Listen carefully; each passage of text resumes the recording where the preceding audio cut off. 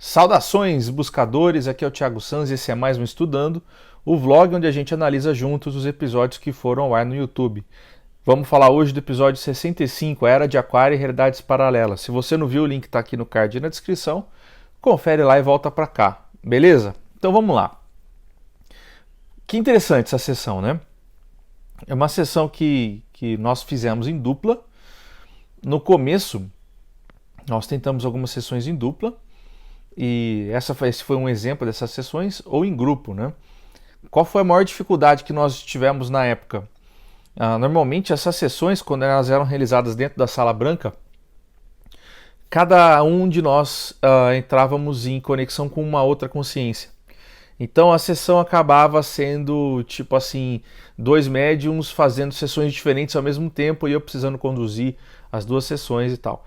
Isso acabou ficando confuso, complexo, difícil, inclusive de editar, de gerenciar ali na hora, né? Porque eu fazendo pergunta para as duas sessões, quer dizer, minha cabeça então era complicado, né? Algumas das sessões que foram pro ar, elas acabaram sendo assim, eu tive que editar para que vocês entendessem a linearidade do processo, mas aconteceram simultaneamente com outras, né? Então nós meio que paramos de fazer isso naquela época até nós encontrarmos maneiras de conseguirmos fazer isso em grupo de novo. E nós hoje temos um método diferente para fazer essas sessões. Um dos métodos que a gente foi colocando, testando e fazendo foi o da mentalização em conjunto num local específico diferente da sala branca. Então facilitou para que os médiuns tivessem uma ambientação diferente e isso fez com que energeticamente facilitasse para que todos pudessem estar presentes no mesmo campo de acesso, né? E, enfim, são processos complexos que nós precisamos sempre testar bastante, varia muito de médium para médium também. Esse processo em específico, alguns de vocês me perguntaram sobre o aviário negro, né? Alguns ficaram meio horrorizados e preocupados porque o aviário ele pareceu agressivo, vamos dizer assim, né?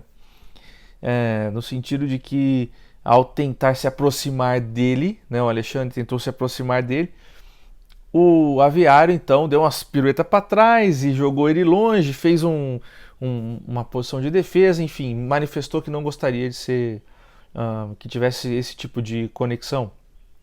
E ele também pôs a Natália, vamos dizer assim, para dormir, né? E ela ficou realmente a sessão inteira fazendo o que nós chamamos de sustentação energética do que estava acontecendo ali, né?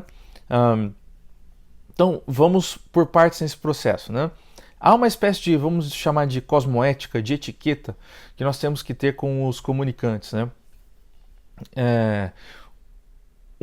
Uma dessas éticas da ética que nós precisamos seguir é a de não estabelecer um contato além do necessário, né? Além do que a consciência deseja ter conosco, né? Não ser invasivo, né? Porque isso não seria interessante e foge um pouco do escopo do que nós estamos tentando fazer, né? E naquele momento isso foi, vamos dizer assim, rompido por uma curiosidade, né?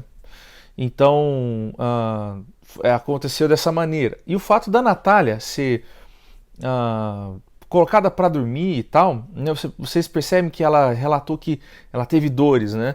Nossa, doendo muito a mão e tal, né? Isso se deve ao fato de, assim, ele quer passar a mensagem de que não se aproximem, né? E às vezes o Alexandre não estava apto a captar aquilo, né? Ele captou de outra maneira, ele captou sentindo-se jogado para trás, ele viu o pássaro fazendo um movimento de esquiva, e a Natália ela sentiu a dor, né? Isso se deve, assim, é um recado, não, isso não foi feito da forma que deveria ser feito.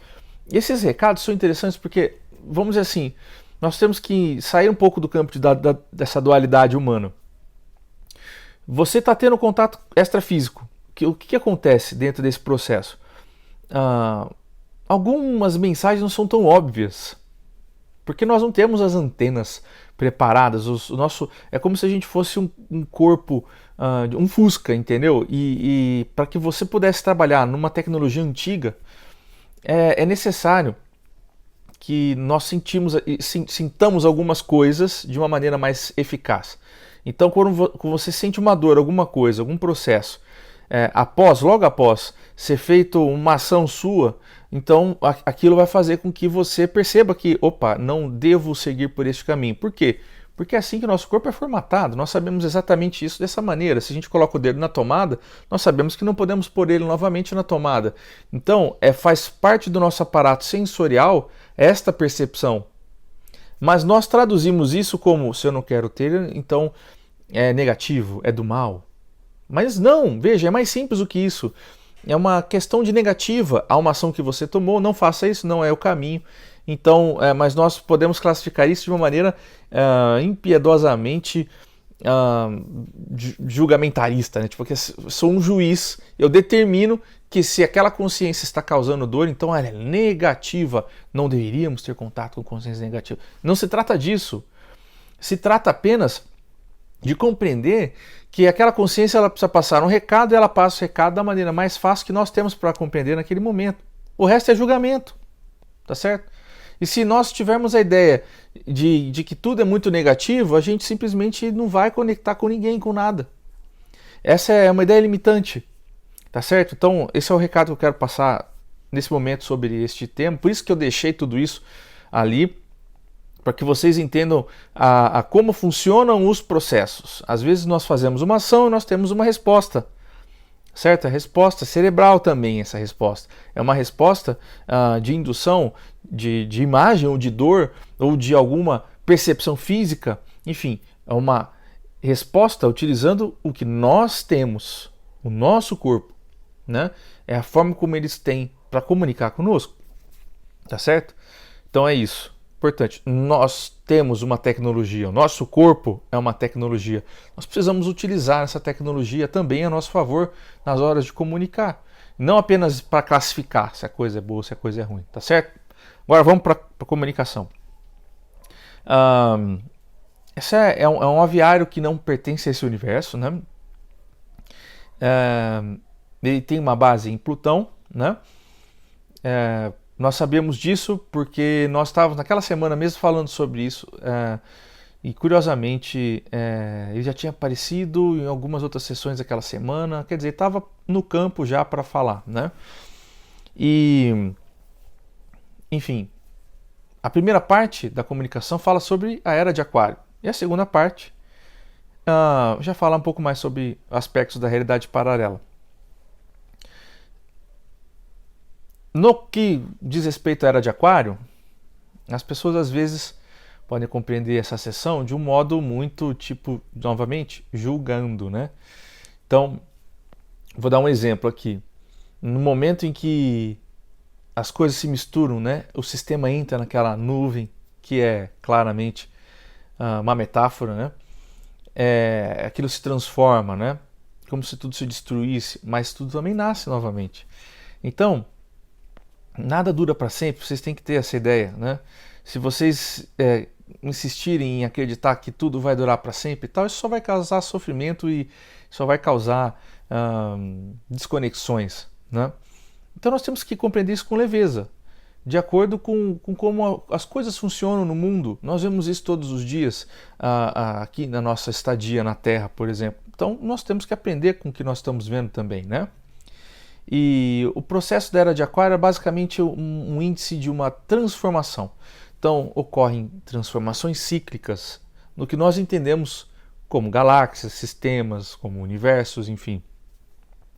E elas são sistêmicas e, vamos dizer assim, tem um tempo, um prazo, né? É isso. Então, o que foi passado é isso. No momento em as pessoas falam, nossa, bagunçou tudo ali, tudo entrou na nuvem, nossa, meu Deus, vai acabar tudo, o mundo, o apocalipse e tal. Não, vamos encarar que as mudanças também são feitas de transformações. As mudanças também acontecem na morte e assim como acontecem na vida. Então, nós precisamos entender que este processo ele é natural e acontece o tempo todo, né? Nossas células morrem e nascem o tempo todo, tá? Então vamos desassociar um pouco a coisa negativa, vamos tentar compreender a mensagem de um modo mais amplo, de um modo mais livre, de um modo menos limitante, né? Que é a compreensão de que a era de Aquário é um ciclo, né? E é sobre isso que acontece. E aí, depois nós entramos na segunda parte da comunicação, que é a parte mais complexa. O aviário mostrou uma das possíveis realidades, né? Que a Terra, no caso, poderia acessar, né? Essa realidade específica é uma realidade que tinha uma cratera, ou seja, algum meteoro muito grande atingiu, embora parecesse algo no passado, vamos dizer assim, nós estávamos todos de branco, aquela coisa de senador romano, senador grego, né? Mas tinha tecnologia, né? Nós nos certificamos se era Atlântida ou não e ficou claro que era um processo futuro, né? E então o que nós vivemos ali é uma das possibilidades existentes, né? E aí, se vocês forem observar essas últimas sessões que foram ao ar, né, os últimos episódios, vocês vão ver que elas conversam muito entre si, né? A possibilidade, ela acontece por conta do que nós estamos vibrando, né? Que foi a comunicação da Gisele, né? Então, se eu não me engano, 61, 62, eu vou botar aqui no card. Então, nós vibramos, né? O pulso, né? Aquela sessão do pulso. Nós vibramos e aí, por conta disso, nós temos uma repercussão, né? E se nós não vibramos, né? Nós criamos uma outra linha, então aquilo não acontece. É basicamente isso. É uma possibilidade que não se cumpriu no nosso agora, né?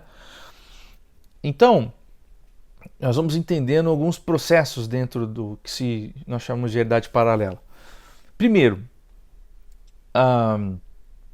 existem linhas tangenciais e as linhas concorrentes. Basicamente uma questão geométrica, né? Porque, como o aviário mesmo disse, é uma questão de geometria, né? Sagrada e tal. O próprio processo do que acontece é tangencial ou paralela, vamos dizer assim. Imagina, você está aqui agora, então você tem várias linhas que poderiam acontecer, só que essas linhas não são suficientemente relevantes para que cause uma mudança concorrente. O que seria uma mudança concorrente, né?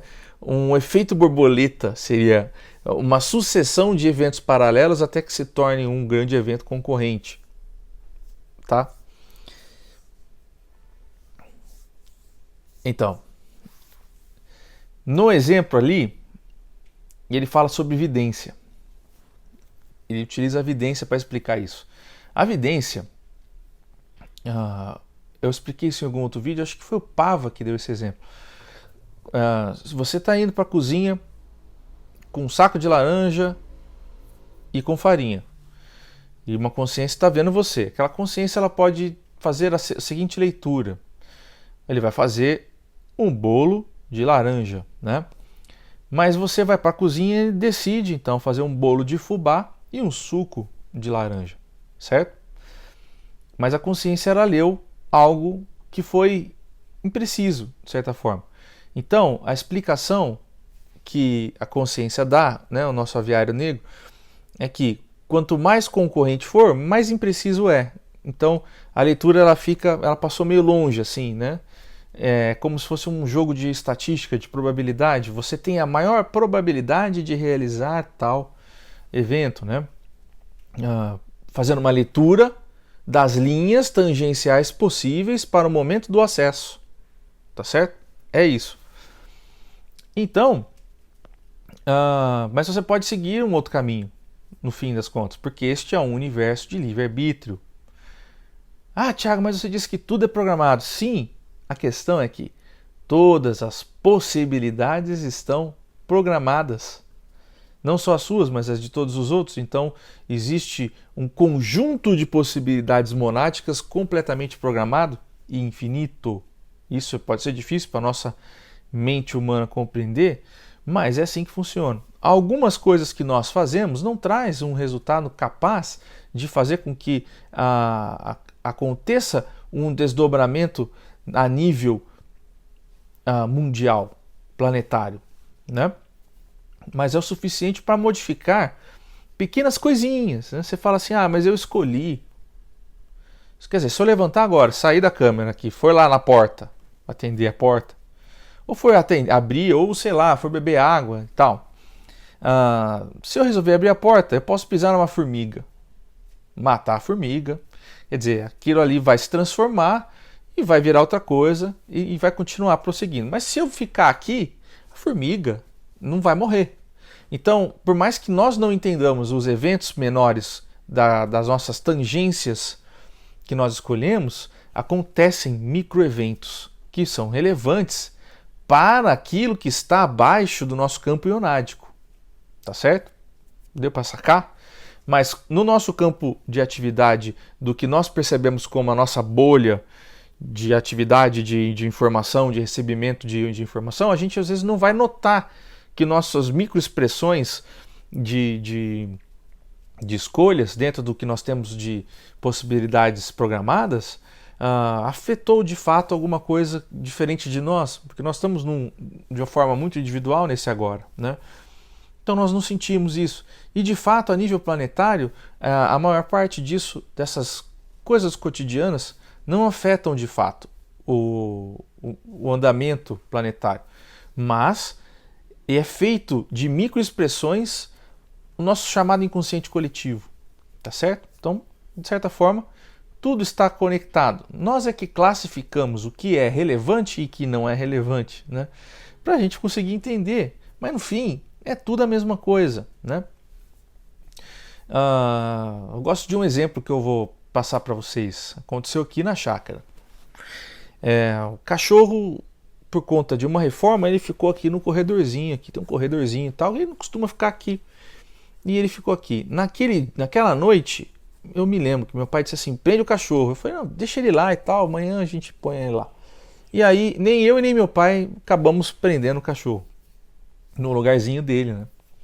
O que aconteceu foi que, mais ou menos por volta das 8 horas da noite, ele conseguiu abrir o portão. Ninguém sabe como. Ele abriu o portão. E havia uma porta que tinha ficado aberta. E ele passou então pro jardinzinho que está cheio de porquinho da Índia.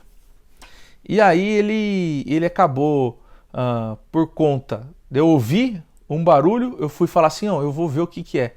Eu levantei, eu peguei calcei o chinelo e só depois eu resolvi abrir a porta. E aí não deu tempo de resgatar um dos porquinhos que eu vi ele abocanhando e matando, certo? Então,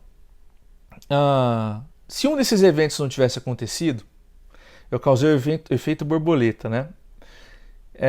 Se o cachorro tivesse sido preso, nada disso tinha acontecido. Se o portão tivesse ficado fechado, nada disso tinha acontecido. Se o outro portão pelo qual ele passou tivesse fechado, nada disso teria acontecido. E se eu não tivesse calçado o chinelo, eu teria tido tempo de salvar o porquinho. Então, olha como que as coisas são, né?